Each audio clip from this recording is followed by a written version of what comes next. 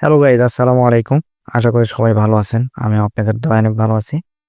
আজকে খুব গুরুত্বপূর্ণ একটা বিষয় নিয়ে আপনাদের সঙ্গে আলোচনা করতে আসছি। সেটা হচ্ছে ইউরোপের কোন দেশে সবচাইতে কম খরচে যাওয়া যায়। এরকম কয়েকটি দেশ আছে। আমি আপনাদেরকে সে সকল দেশের নাম সহকারে উল্লেখ করব এবং কত খরচ হতে পারে এবং কি কাগজপত্র এবং কি ভিসায় এই সকল দেশে যাওয়া যেতে পারে, এই সকল তথ্য আপনাদেরকে জানাবো।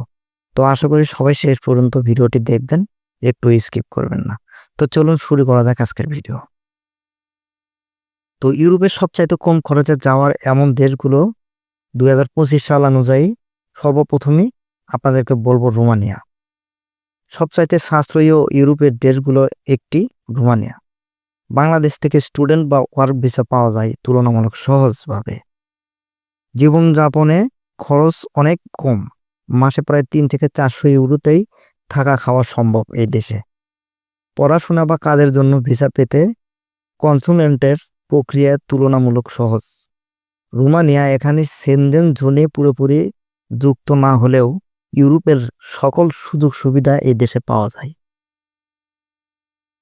তো এই দেশে আপনি যদি বাংলাদেশ থেকে আসতে চান তাহলে খুব কম খরচে আপনারা আসতে পারেন। আপনারা যদি বাংলাদেশ থেকে রোমানিয়াতে আসতে চান তাহলে আপনাদের আনুমানিক নরমাল যেটা খরচ হয় সেটা হচ্ছে 2,50,000 থেকে 3,50,000 টাকার ভিতরে আপনারা রোমানিয়াতে আসতে পারবেন।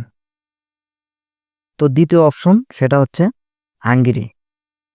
হাঙ্গেরি ইউরোপের একটি খুব ভালো একটি দেশ। ইউরোপের সেটা হচ্ছে হাঙ্গেরি। কাজের সুযোগের জন্য জনপ্রিয়, পড়াশোনায় এবং কাজের জন্য খুব জনপ্রিয় একটি দেশ। বিশ্ববিদ্যালয় ফি তুলনামূলক কম। প্রতি মাসে প্রতি বছরে 800 থেকে 1500 ইউরোর ভিতরে বাংলাদেশি শিক্ষার্থীদের জন্য স্কলারশিপও পাওয়া যায় সার্বিয়াতে। জীবনযাপনের খরচ মাঝামাঝি, মাসে প্রায় 400 থেকে 500 ইউরোর ভিতরে থাকা খাওয়া বাসা ভাড়া সব কিছু দেওয়া যায়। ভিসা প্রক্রিয়া সরল, তবে নির্ভর করে আপনি স্টুডেন্ট নাকি ওয়ার্ক ভিসা নিচ্ছেন। আনুমানিক খরচ 3,50,000 থেকে 4 লক্ষ টাকা পর্যন্ত। আপনারা যদি হাঙ্গেরিতে আসতে চান তাহলে 3,50,000 থেকে 4 লক্ষ টাকার ভিতরে খরচ হবে আপনাদের। তৃতীয় দেশ হিসেবে আপনারা যদি শুনতে চান তাহলে অবশ্যই আমি বলবো আপনার সার্বিয়া। সার্বিয়া খুব ভালো একটি দেশ। ইউরোপের ভিসা সহজ ও কম খরচে পাওয়া যায়। বাংলাদেশে পাসপোর্টধারীদের জন্য কিছু সময় ভিসা আনআরাইভাল বা ই ভিসা সুবিধা ছিল, বর্তমানে সীমিত করা হয়েছে। সার্বিয়া ইউরোপের হলেও এখানে ইইউ সদস্য না হয়, তাই ভিসার নিয়ম কিছুটা সহজ।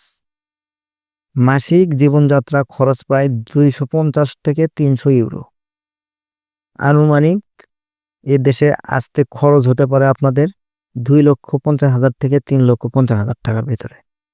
এর ভিতরে আপনারা লিগ্যাল খরচ, এর ভিতরে আপনারা এ দেশে আসতে পারেন। তো চতুর্থ হিসাবে আপনাদেরকে যদি আমি কোনো দেশের নাম বলি, এটা অবশ্যই বলবো বুলগেরিয়া। বুলগেরিয়া কাজ বা ব্যবসার ভিসায় সুযোগ বাড়ছে বুলগেরিয়ায়। যদি আপনারা কেউ বুলগেরিয়ায় আসতে চান তাহলে খুব জনপ্রিয় একটি দেশ হিসেবে আপনারা আসতে পারেন কাজের জন্য এবং ব্যবসার জন্য। এই দেশ খুব জনপ্রিয় বাংলাদেশিদের জন্য। জীবনযাত্রা সস্তা, কাজের অনুমতি, ওয়ার্ক পারমিট তুলনামূলক সহজ। এখনও সেনজেন জোনে পুরোপুরি যুক্ত না হয় ভিসা পাওয়ার তুলনামূলক সহজ। ভিসার খরচও কম। আনুমানিক আপনাদের এই দেশে আসতে খরচ হতে পারে 3 লক্ষ থেকে 4 লক্ষ টাকা। পঞ্চম দেশ হিসাবে যদি আপনাদেরকে আমি বলি তাহলে সেটা অবশ্যই বলবো পোল্যান্ড। কাজের ভিসায় বর্তমানে খুব চাহিদা সম্পন্ন একটি দেশ, সেটা হচ্ছে পোল্যান্ড। টাইপ ডি দিয়ে যাওয়া যায়, ওয়ার্ক পারমিট বা টাইপ ডি দিয়ে যাওয়া যায় পোল্যান্ডে। অনেকে প্রথমে কাজের ভিসায় যায়, পরে অন্য দেশে মুভ করে। জীবনযাত্রার খরচ মাঝামাঝি, প্রায় 500 থেকে 600 ইউরোর ভিতরে জীবনযাত্রা করা যায়। খাওয়া খরচ, বাসা ভাড়া যত কিছু আছে সবকিছু 500 থেকে 600 ইউরোর ভিতরেই কমপ্লিট হয়। এদেশে আসতে আপনার আনুমানিক খরচ হবে 4 লক্ষ থেকে 5 লক্ষ টাকা। বাংলাদেশি টাকায়। এটা একদম লিগ্যাল খরচ। তবে আপনাদেরকে গুরুত্বপূর্ণ একটি টিপস দিতে চাই, সেটা হচ্ছে সবচাইতে কম খরচ পাওয়ার ভিতরে আপনাদের নিজেরও কিছু অভিজ্ঞতা থাকতে হবে। সেটা হচ্ছে সবচাইতে কম খরচ পেতে চাইলে স্টুডেন্ট ভিসায় বা ওয়ার্ক ভিসায় নেওয়াটাই ভালো। ট্যুরিস্ট ভিসায় গিয়ে কাজ করা আইনগত নিষিদ্ধ। ভিসা ফি ও ফ্লাইট টিকিট সব সময় এক থাকে না, কোনো সময় বাড়ে কোনো সময় কমে।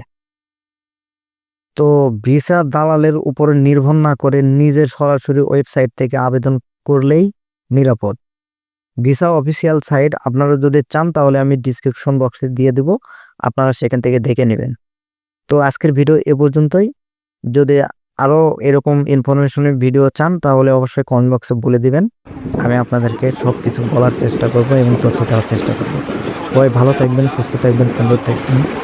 এখানেই শেষ করতেছি আজকের ভিডিও। আসসালামু আলাইকুম।